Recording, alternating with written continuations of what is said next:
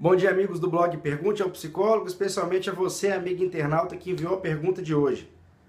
Você é uma mulher jovem, tem 28 anos, casou-se com 19 anos quando você estava grávida, ou seja, casou-se porque estava grávida. Hoje você tem 2 filhos e uma das coisas que te deixa mais chateada é que você mora junto com seu companheiro, mas ele não quer se casar com você e me parece que esse é o seu sonho. E você foi ficando mais chateada, inclusive a partir do momento em que foram ocorrendo sucessivos casamentos na família dele e com você nada de casamento. Aí você diz que ele te dá um básico para uma vida confortável, como bom carro, casa e dinheiro, mas carinho ele não te dá. E aí você tem dúvida se ele não é um homem carinhoso ou se ele não te ama o suficiente para te dar carinho. E que você sente falta de amor, de carinho, de ouvir alguém dizer que ama, etc. E você já tentou conversar com ele várias vezes, mas nada muda porque você não sente esforço por parte dele. E que você já pensou em desistir, porque muitas vezes você percebe que não é a mulher da vida dele e isso faz com que você fique cada vez mais desanimada. E aí no finalzinho do seu e-mail você diz assim: penso todos os dias em me separar, mas tenho medo de vir a me arrepender pela segurança financeira que eu tenho. Mas também não acho justo o fato de ver uma vida afetiva infeliz. E também menciona aqui que é ruim para os seus filhos, que às vezes testemunham pai e mãe ficarem dias sem conversar.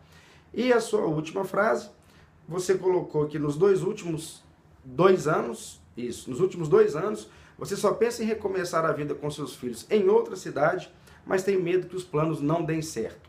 Olha,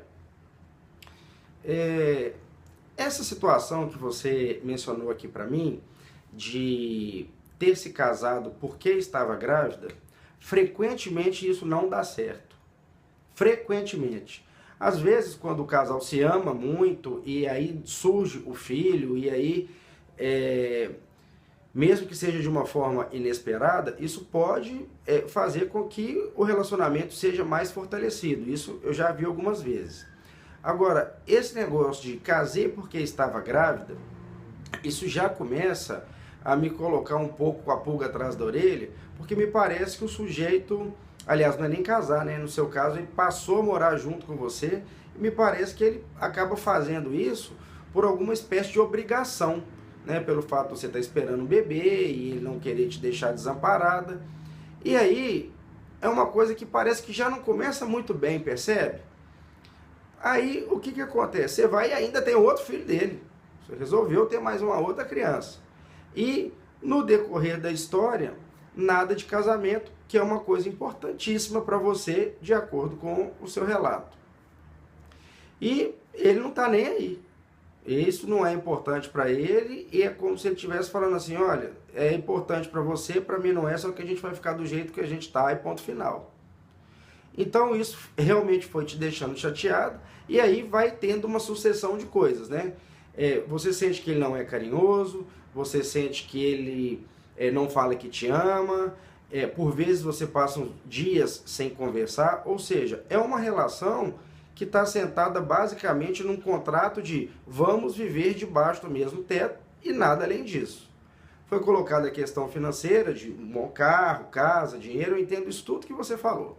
Entendo tudo, e eu sei que as pessoas não vivem de vento, mas também, você é uma mulher tão jovem, 28 anos, se condenar a passar o resto da vida triste, às vezes até maltratada do ponto de vista afetivo, com um cara que não quer fazer o menor esforço para estar ao seu lado, é uma coisa muito triste. Porque, veja bem, para a gente ficar com uma pessoa, para a gente casar com uma pessoa, até mesmo para a gente namorar com uma pessoa, a gente tem que fazer uma quantidade de esforço, sim. Isso é uma coisa totalmente natural, esperada dentro de uma relação. Agora, se o cara não quer nada com nada, fica me parecendo assim, ó, tô te dando aí casa, te dou um dinheiro, te dou um carro, não me enche o saco não, e vai tocando o barco. Eu acho que isso é muito pouco para você, de acordo com o que você relatou, perto do que você deseja para um casamento. E esse temor de recomeçar, de repente, a vida num outro lugar, ele é mais do que compreensível. Porque realmente você está com 2 filhos, você é muito nova, mas isso pode ser feito de uma maneira planejada, isso pode ser feito de uma maneira pensada, sabe? Por que eu estou dizendo isso? Inclusive pelo fato de você já ter o chamado para conversar várias vezes sobre esse assunto e nada ter mudado.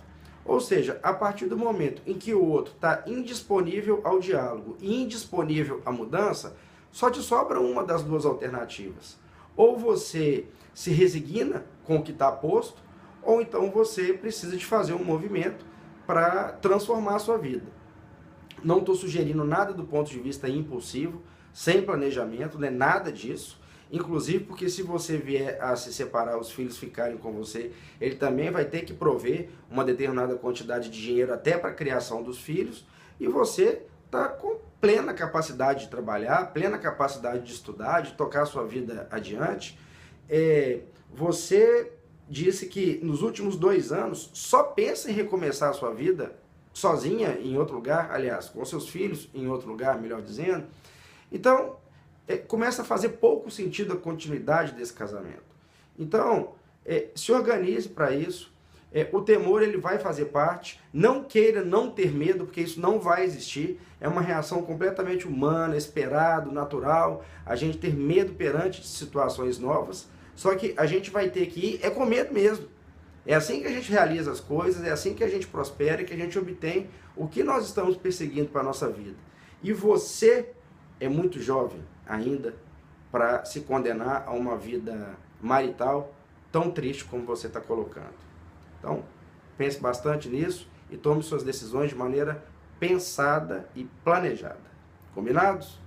Então, um abraço a todos vocês. Quem quiser me seguir no Instagram, basta procurar por @DouglasAmorim Psicólogo, e até o nosso próximo post.